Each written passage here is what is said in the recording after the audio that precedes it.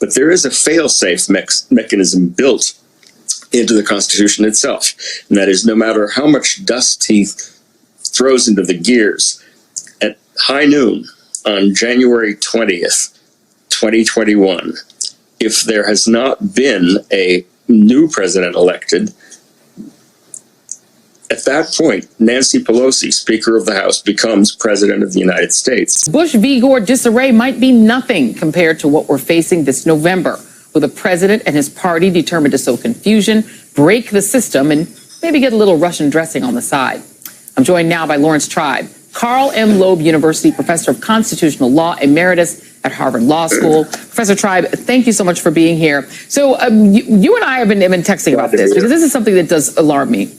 Of course. So as much as congressional Republicans and Senate Republicans say, oh, no, Trump can't delay the election, everything will be fine, we're going to have an election, they're not the only elected Republicans out there.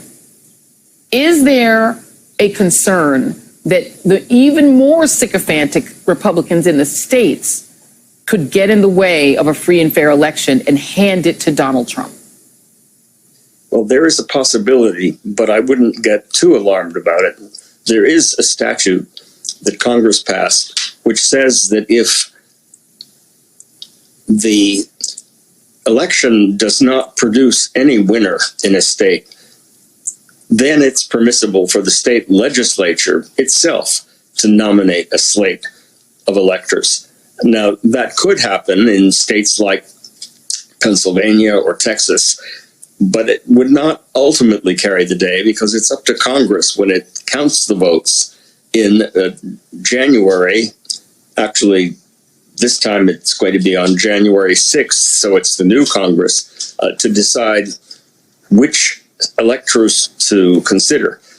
There is a procedure, it's a very elaborate procedure in every state for resolving disputes by the date of the so-called safe harbor on December 8th. So really, all of the efforts that Trump is making to both pretend that he can extend the date of the election, which everyone understands he can't do, that date is set at November 3rd by act of Congress. All of that is designed simply to cast doubt in the way that Putin wants to, and the way that Bannon has tried to do from time to time, on the ability of our system to work. They're trying to make it look chaotic, but there is a fail-safe mechanism built into the Constitution itself, and that is no matter how much dust he throws into the gears, at high noon on January 20th, 2021, if there has not been a new president elected, at that point, Nancy Pelosi, Speaker of the House, becomes President of the United States. And all of these enablers, and I very much agree with Tom Nichols that the most dangerous of them is not one of the clowns, but is William Barr. All of the enablers at that point would risk committing federal felonies if they were to exercise power, which they no longer have, because Trump would no longer be president. That's the fail-safe. The Constitution is not designed to self-destroy, but it's designed to self-preserve.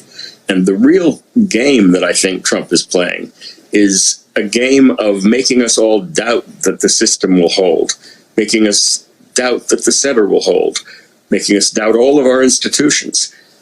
And by sowing doubt and sowing division and distracting us with phony claims about delaying the election, the president is really doing Putin's bidding of essentially shaking our system and making us lose faith in all of our institutions. That's been his game from the start, undermining our traditions, undermining our institutions.